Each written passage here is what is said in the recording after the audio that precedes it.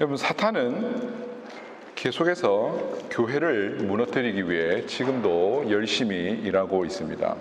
십자가로 인해 사단은 패배하였지만 아직까지 예수님께서 재림하시기 그 이전에 사탄은 여전히 세상을 향하여 영향력을 가지고 있습니다. 사탄이 교회를 흔들기 위하여 사용하는 공격의 방법은 두 가지입니다.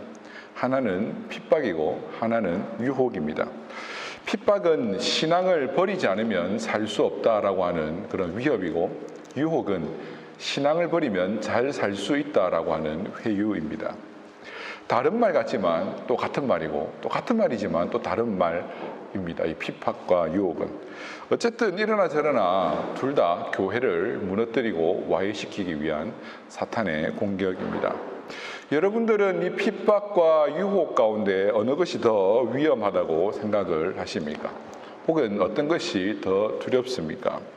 사실 둘 다 위험하죠. 어떤 것이나 할 것 없이.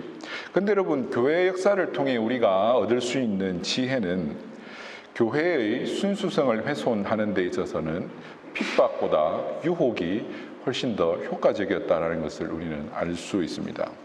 여러분, 박해의 상황에서 믿음을 지키기란 쉽지 않습니다.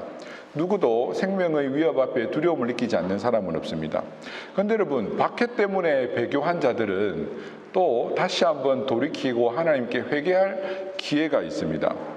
정신 차려보면 내가 살려고 주님을 배반했구나, 부인했구나 하는 것을 깨닫게 되거든요.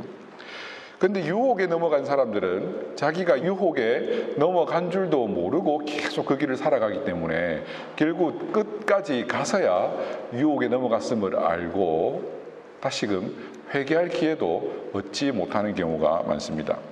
예를 들어서 예수님이 십자가에 달리실 때에 도망갔던 그 제자들은 다시 주님께로 돌아와 교회를 세우는 사도들로 십자가를 따르며 그 순교의 길을 걸었습니다.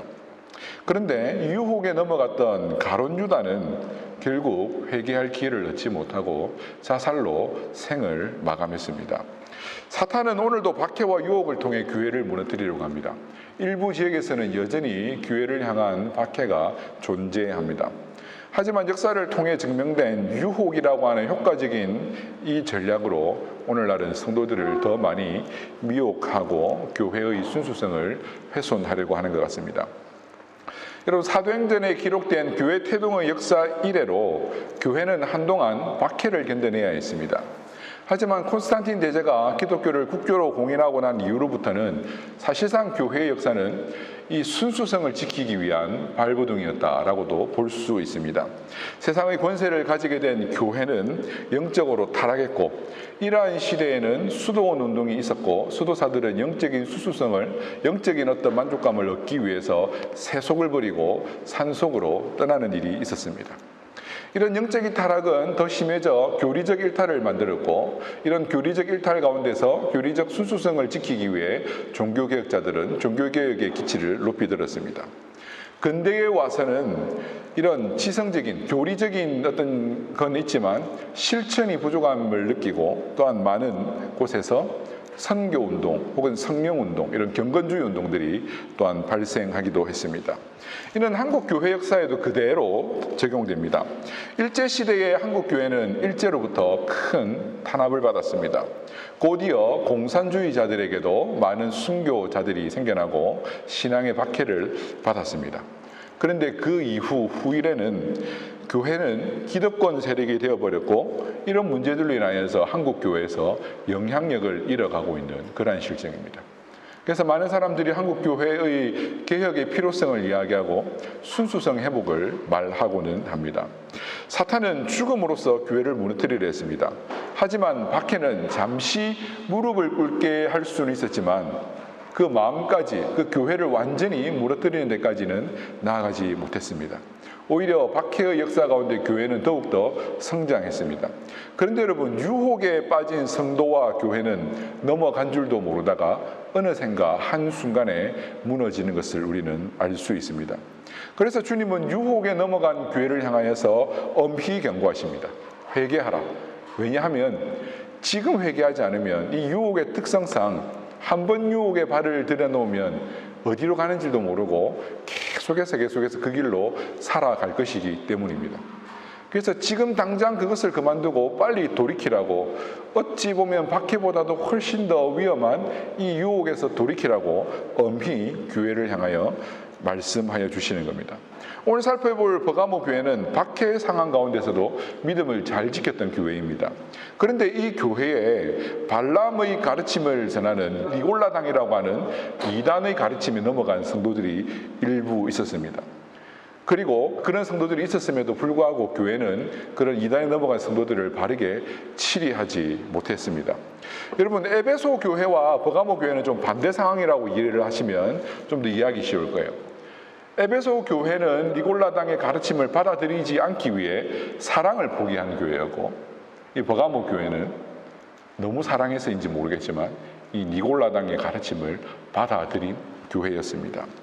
제가 제작해서 그 유튜브에 올려놓은 영상을 보신 분들은 알겠지만 이 버가모라는 도시는 높은 곳에 지어진 고대 그리스의 아크로폴리스입니다.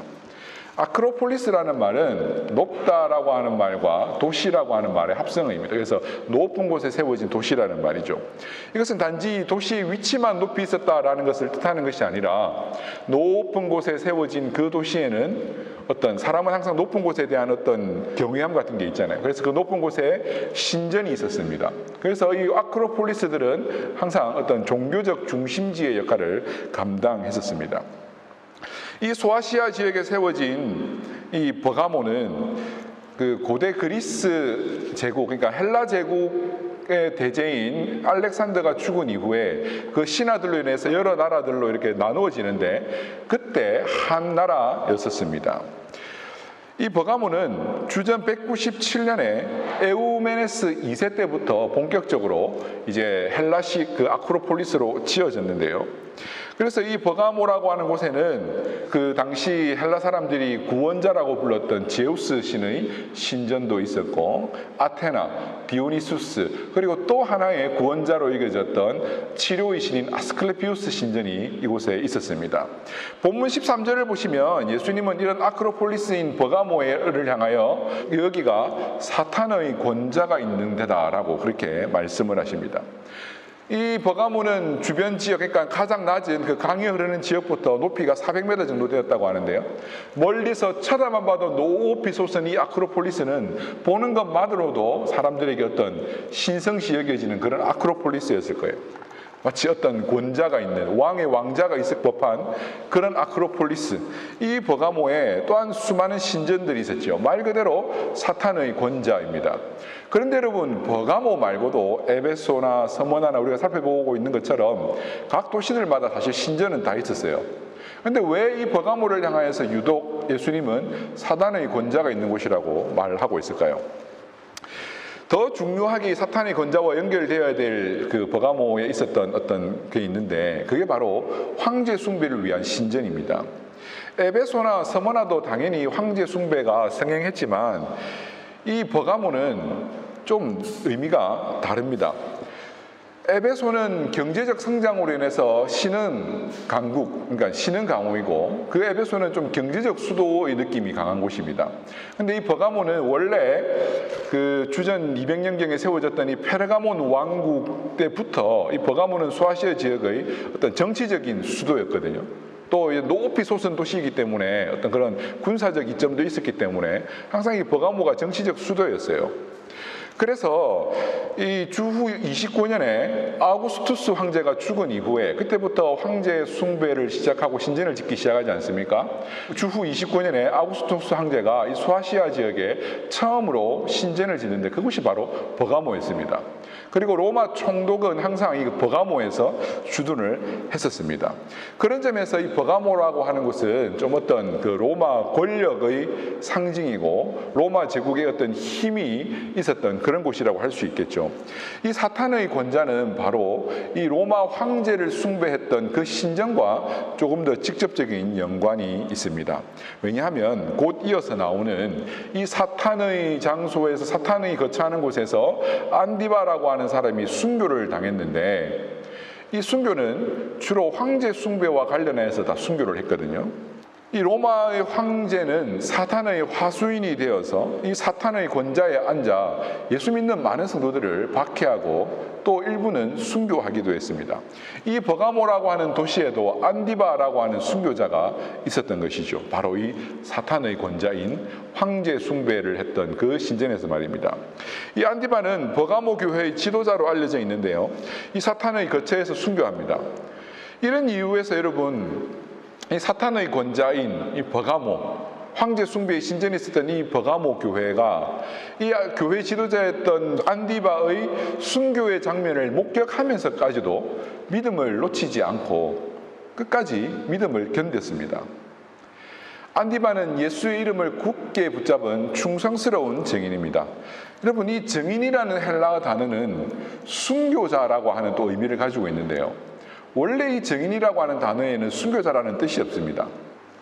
그런데 이 사탄의 권자, 이 로마 황제 앞에서의 신실한 증언은 순교라는 결과로 이어집니다.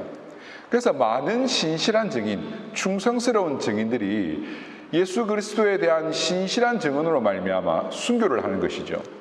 그래서 이후에는 이 증인이라고 하는 단어에 순교자라는 의미가 생기게 된 것입니다. 버가모 교회는 교회 지도자인 안디바의 순교에 흩어지지 않고 믿음을 지켰던 그런 믿음이 굳건한 교회였습니다. 그런데 오늘 예수님의 말씀에 의하면 이 버가모 교회에도 한두 가지 문제가 있었습니다. 지상에 완전한 교회는 없죠, 그죠? 어떤 잘하는 부분도 있지만 또 연약한 부분들도 있고.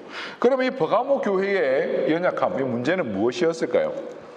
바로 니골라 당의 가르침을 받아들인 성도들이 있었다는 겁니다.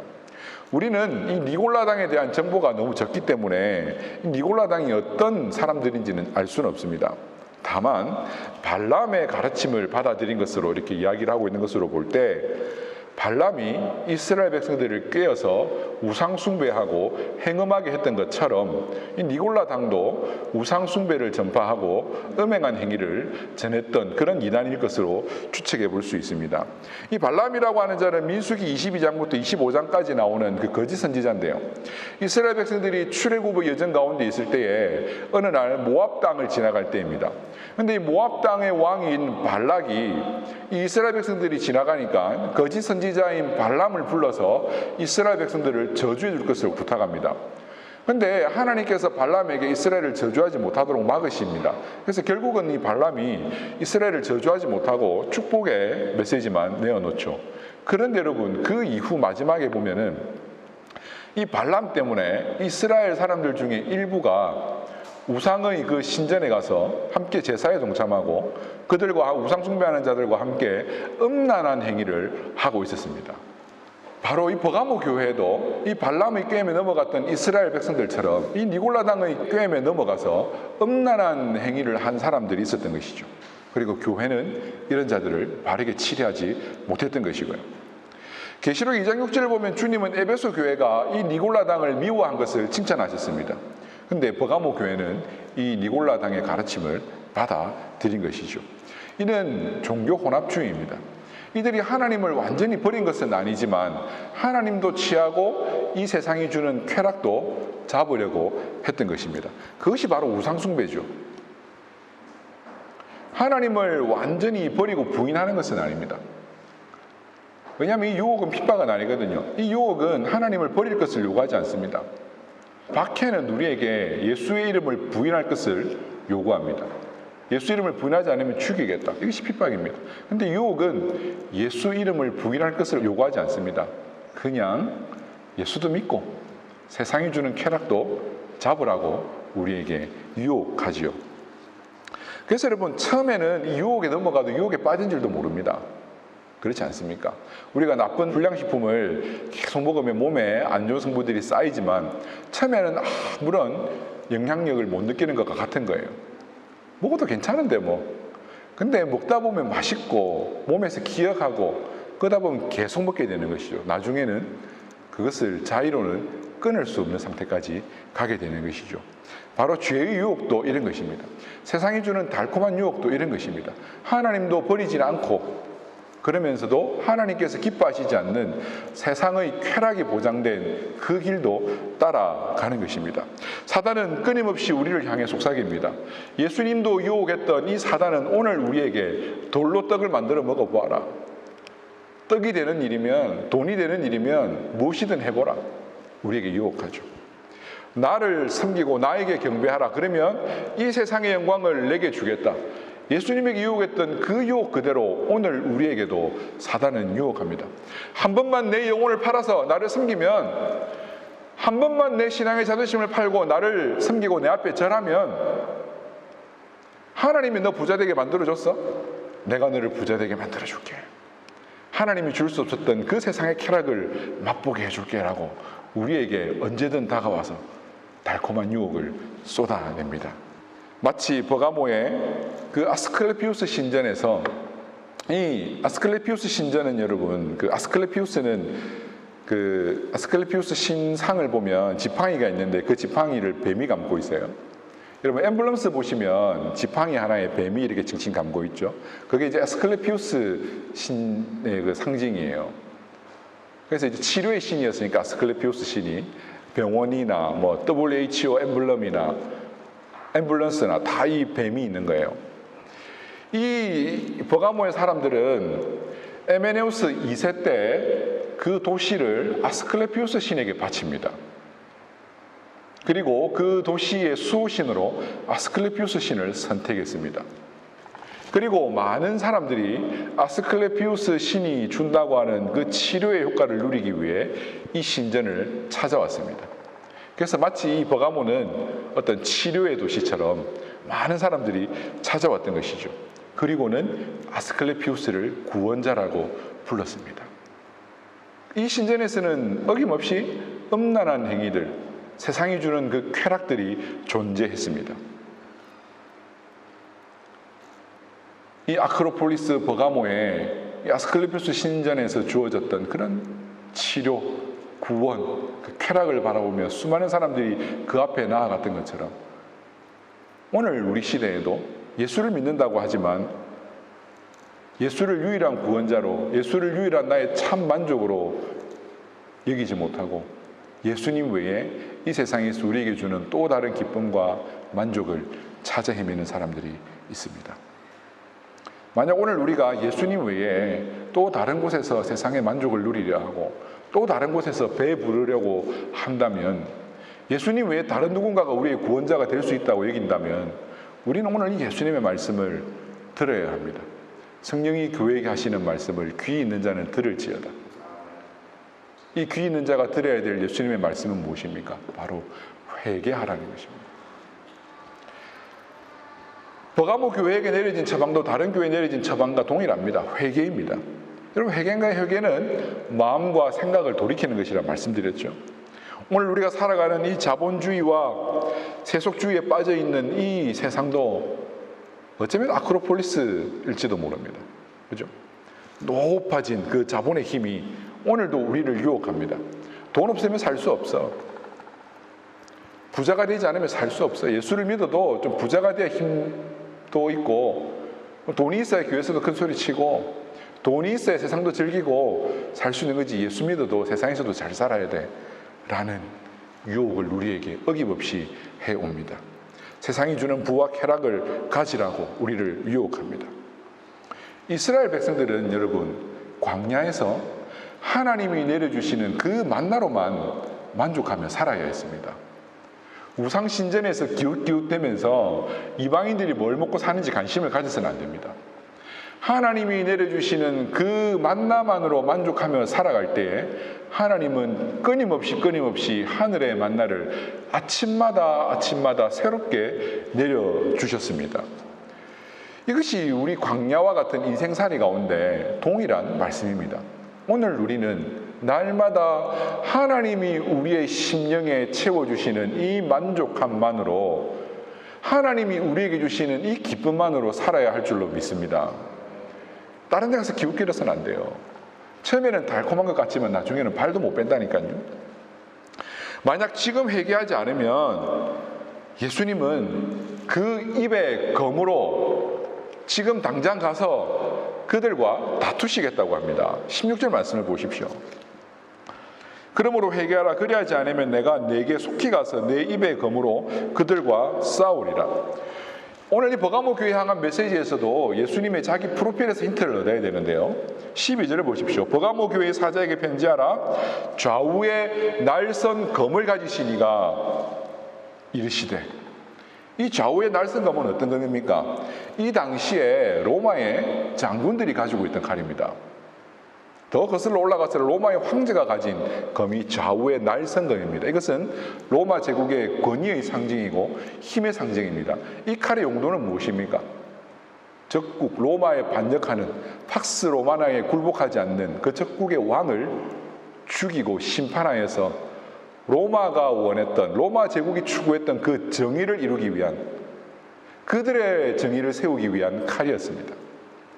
이 버가모에 있었던 이 사탄의 권좌에 앉아있는 이 로마 황제의 좌우의 날선검이 무서운 게 아니라 바로 우리 주 예수 그리스도의 입에서 나오는 그 말씀, 이 말씀의 검이 우리를 찌를 때에 우리는 가장 무서워하고 두려워해야 되는 것입니다. 이 예수 그리스도의 심판의 검, 이 좌우의 날선 검보다 더 무서운 것은 없는 줄로 압니다. 이 검을 가지신 이가 이 당시 사람들은 로마 황제를 무서워했겠지만 로마 황제보다 더 참된 하나님이신, 더 높은 권좌에 앉아 계신 그 예수 그리스도의 그 칼을 들고 이 니골라 당이 가르치면서 돌아서지 않는, 회개하지 않는 자들과 다투시겠다라는 거예요. 이게 얼마나 두렵고 무서운 말씀입니까? 회개하지 않는 자들은 예수님과 다투어야 합니다. 하지만 회개하는 자들, 끝까지 믿음으로 이기고 유혹에 넘어가지 않은 성도들에게는 무엇을 주신다고 합니까? 바로 앞절에 보면은 감추어져 있던 만나와 흰 돌을 주시겠다고 합니다. 새 이름이 새겨진, 이 돌을 받은 자 외에는 이 이름이 무엇인지 알 수 없는 이 이름이, 새 이름이 새겨진 흰 돌을 주시겠다고 합니다. 이게 어떤 말씀일까요? 만나는 여러분, 우리 예수님이 만나잖아요. 하늘로부터 온 영원한 생명의 양식. 그러니까 이 세상이 주는 만나가 아니고 이 세상이 주는 쾌락과 만족이 아니라 오직 하늘로부터 우리에게 임하신 그 영원한 만나이신 그 예수 그리스도를 통하여 우리의 생명의 양식을 얻을 수 있다는 것이죠. 감추어져 있던 것, 예수 그리스도를 믿는 자밖에는 먹을 수 없는, 누구도 경험해보지 못한 그 하늘의 만나를 최종적 상태에서도 주실 뿐만 아니라 오늘 우리에게 주십니다. 이제 시제상으로 날마다 오늘 우리의 삶에 이 만나 되신 예수 그리스도로 인한 우리 삶의 기쁨과 만족을 주시는 것이죠. 그리고 이 흰 돌은 뭐냐면요, 이게 해석하기가 참 어려운 단어인데 정확히 뭔지는 알 수는 없는데, 근데 대략의 느낌은 이런 겁니다. 몇 가지가 있는데 돌이 사용된 이 당시에 저는 이게 이제 좀 잘 다가올 것 같아요. 이 당시에 전쟁에 이기고 온 그 장수들에게 이 돌을, 네모난 돌을 하나 줬다고 해요. 이 네모난 돌은 뭐냐 하면은 이 버가모라고 하는 도시에 많은 신전들이 있었잖아요. 이 신전에는 항상 그 축전이 있습니다. 뭐 몇 월 달에는 디오니소스 축전 뭐 이런 게 있는데, 그때 그 신전에서 얼마나 그 쾌락적인 향응이 열리겠습니까? 이 전쟁에 공을 세운 장수에게는 이 돌을 주는데, 이 돌은 이 축전에서 마음껏 다닐 수 있는 패스권이었습니다. 이기는 자에게 이 패스를 줘서 어디서든 쾌락을 즐길 수 있도록 준 흰 돌이었습니다. 그런데 여러분, 믿음으로 이 세상의 유혹에 넘어가지 않은 자들에게는 또한 이 감추어져 있던, 아마 이 새 이름은 받은 자 외에는 알 수 없다 했으니 정확히 알 수는 없지만 저는 예수님의 이름이라고 생각을 합니다. 예수 그리스도의 이름이 새겨진 이 흰 돌, 그래서 이 흰 돌을 들고 하나님께로 나아가면 이 세상의 사탄의 권좌로부터 나오는 참된 만족과 기쁨이 아니라 우리 아버지 하나님께서 주시는 그 기쁨과 그 만족을 향하여 나아갈 수 있는 그 예수 그리스도의 이름이 새겨진 이 흰 돌을 들고 나아갈 수 있게 되는 것이죠. 이 세상의 유혹에 쾌락에 넘어가지 않은 자, 이긴 자들에게는 바로 예수님께서 이 참된 만족, 거짓 구원자, 거짓 권좌에 앉아있는 이런 것으로부터 오는 것이 아니라 참 구원자이신 참된 왕자에 앉아 계신 좌우에 날선 검을 가지신 예수 그리스도로부터 우리에게 임하는 이 만족과 이 기쁨을 가질 수 있다는 것입니다. 이것은 최종적 천국 잔치 가운데 참여할 수 있음을 의미하는 것이기도 하고, 뿐만 아니라 그 천국을 향하여 바라보며 살아가는 성도들이 오늘 누리는 기쁨과 만족이기도 합니다. 하나님은 우리의 최종적 승리 가운데 무엇과도 비교할 수 없는 완전한 기쁨과 만족을 주시는 분입니다. 우리가 천국을 소유한 것보다 우리에게 더 큰 희망도 소망도 없는 줄로 믿습니다.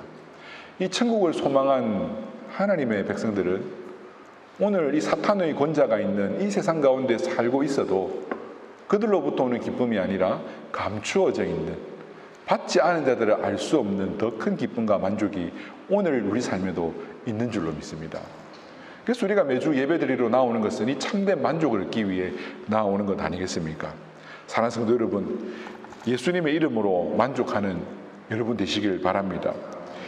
예수님으로 만족하지 못하는 사람들은 예수님은 불만족이 됩니다.